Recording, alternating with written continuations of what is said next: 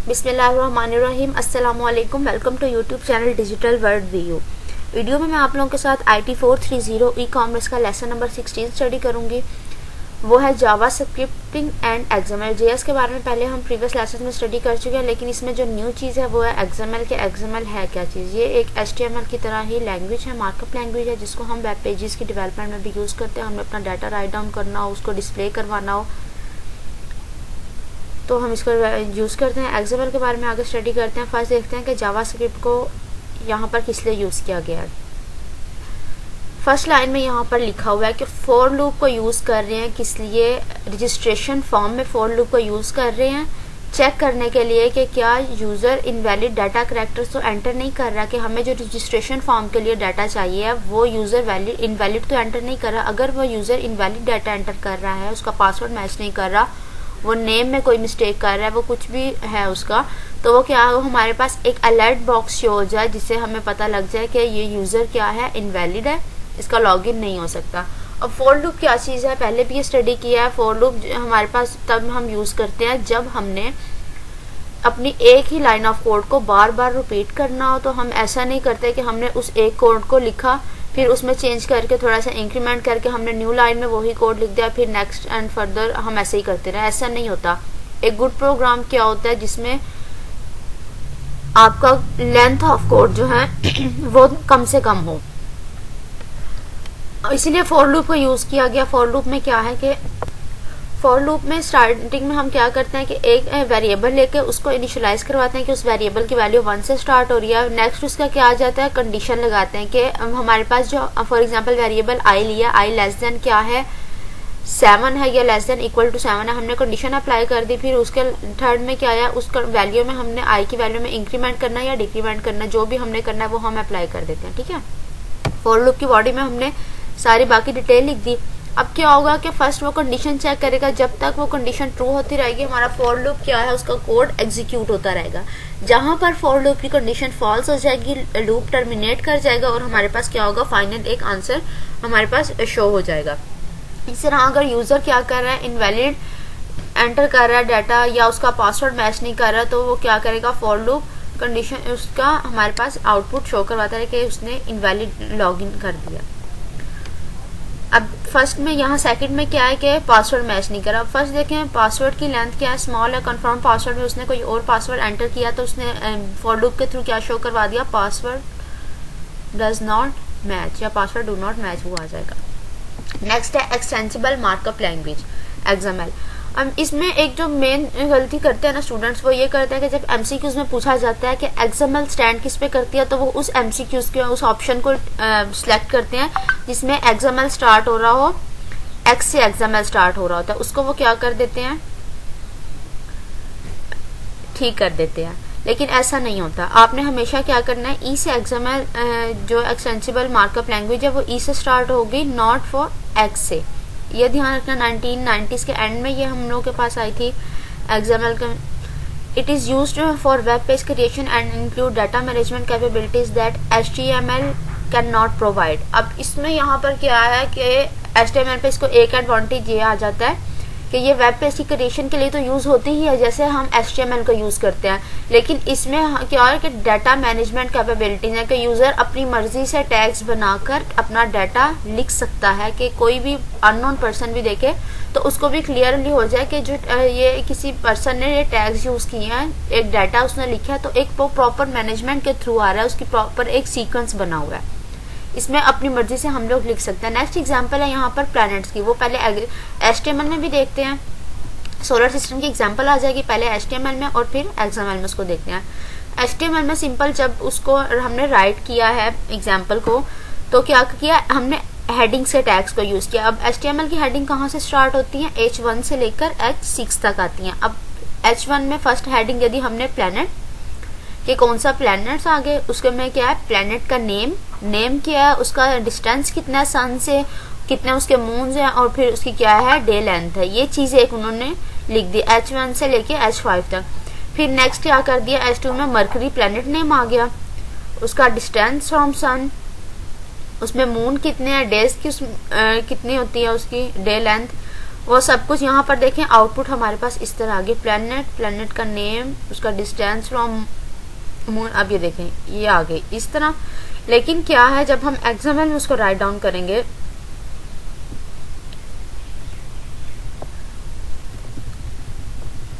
तो हम एक प्रॉपर सीक्वेंस इसको राइट करेंगे। अब एक्सएमएल का टैग हमने किया,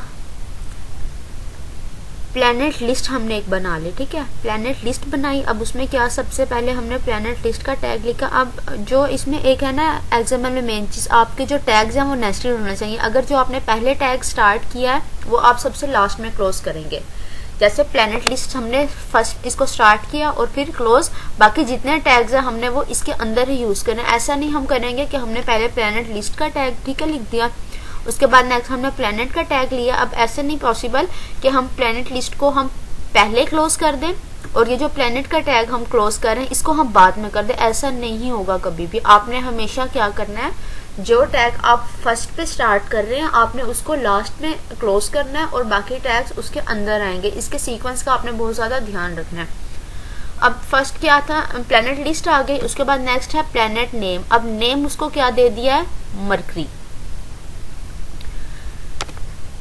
डिस्टेंस का टैग यूज किया। अब यहाँ से क्लियरली शो हो रहा है कि उसका सन से डिस्टेंस कितना है, वो क्या आ गया 36 मिलियन माइल्स आ गया। नेक्स्ट है मून्स, मून कितने हैं उसमें, नन। डे लेंथ कितनी होगी 176 डेज। इसी तरह प्लैनेट का नेम हम नेक्स्ट क्या हो गया, वीनस आ गया और फिर अर्थ, ये सारी डिटेल लिख दी। अब यहाँ पे देखें कि डिस्टेंस है ना तो उसका 30 मिलियंस माइल डिस्टेंस है। अब अगर हम चाहते हैं कि हम मून के टैग को हम डिस्टेंस के अंदर ही यूज करें तो क्या करेंगे, हम माइल्स के साथ बाद में हमने क्या कर देना कि मून के टैग को हम अगर डिस्टेंस के अंदर यूज करेंगे तो हमने क्लोज कर देना वहीं पर, और फिर ये डिस्टेंस का टैग है वो किसके बाद क्लोज होगा, ये जो मून का टैग आ रहा है क्लोजिंग टैग, इसके बाद हम इसको क्लोज कर देंगे डिस्टेंस को। आपने इस चीज का बहुत ज्यादा ख्याल रखना जब कोड आप राइट करें।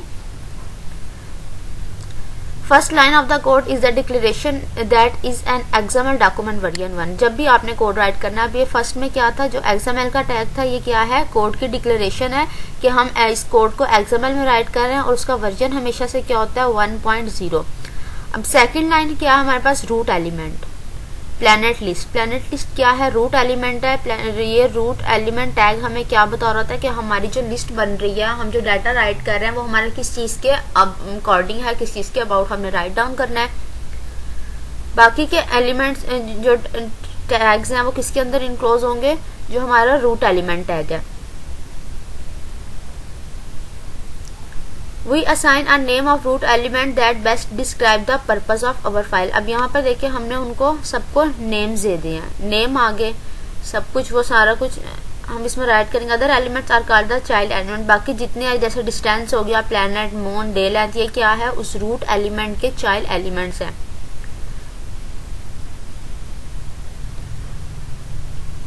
अब प्लैनेट किसका चाइल्ड एलिमेंट है, यहाँ पर प्लैनेट लिस्ट का है, और जो distance, moon and day length है ये किसका चाइल्ड एलिमेंट है, प्लैनेट के। अब देखें ये एक प्लैनेट्स का जो टैग है, ये प्लैनेट का, ये यहाँ पर इसका सेपरेट है, बाकी सारे इसके क्या है, नेस्टेड है, उसी के अंदर क्लोज किया टैग। फिर ये second and then third and last one, ये चीज आ गई।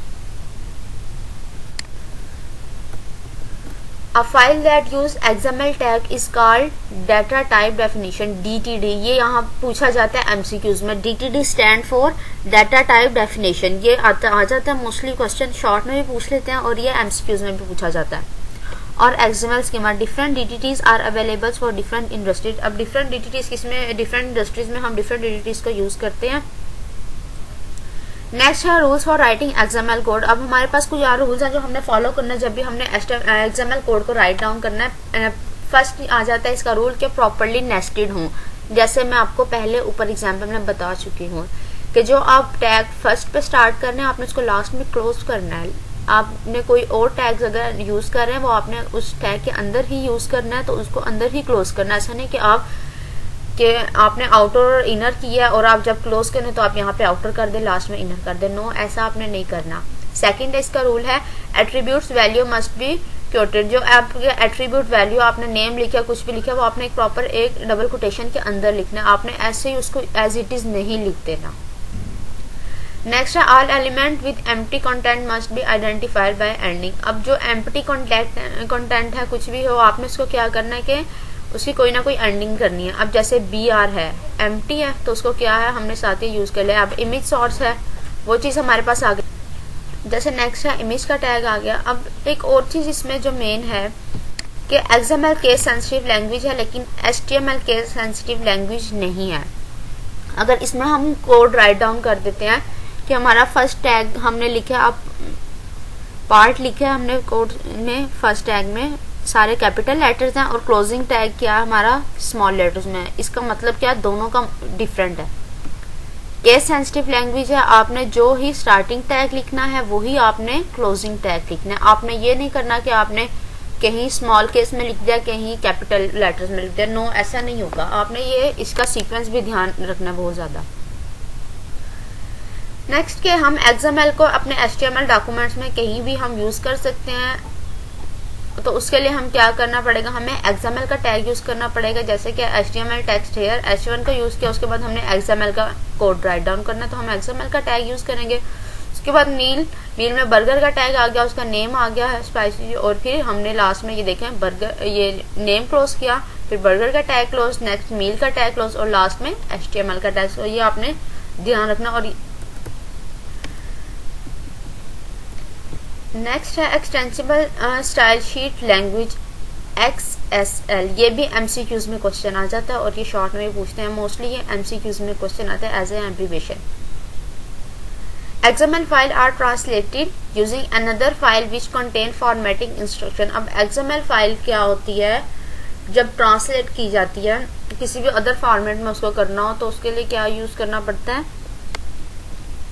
कुछ ट्रांसलेटर्स यूज करने पड़ते हैं जिसके थ्रू वो क्या हो, ट्रांसलेट हो जाए। Formatting instruction are often written in XSL। Formatting instruction जो है वो किसमें लिखी जाती हैं, XML की XSL में लिखी जाती हैं। This formatting instruction are read over by special program. Special programs के थ्रू इन फॉर्मेटिंग इंस्ट्रक्शंस को रीड किया जाता है, और ये जो इंस्ट्रक्शंस हैं उन प्रोग्राम्स की वो किसमें लिखी होती हैं, जावा प्रोग्रामिंग लैंग्वेज में।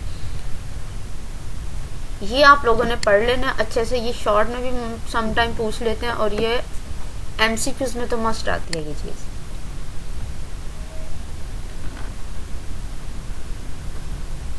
नेक्स्ट एग्जांपल का कोड है HTML and XML editor. HTML और XML का कोड हम राइट डाउन करने के लिए कौन से सॉफ्टवेयर को यूज कर सकते हैं, नोटपैड को, वर्डपैड हमारे पास आ गया, ड्रीम वीवर आ जाता है, सबलाइम आ जाता है। ये हमारे पास सॉफ्टवेयर है जिसको हम यूज करते हैं HTML और XML का कोड राइट डाउन करने के लिए। यहाँ पर लेक्चर होता है कंप्लीट। नेक्स्ट वीडियो में इंशाल्लाह मैं डिस्कस करूंगी नेक्स्ट लेक्चर को। यूट्यूब चैनल को सब्सक्राइब करें लाजमी, वीडियो को लाइक करें, ज़्यादा से ज़्यादा शेयर करें। अल्लाह हाफिज़।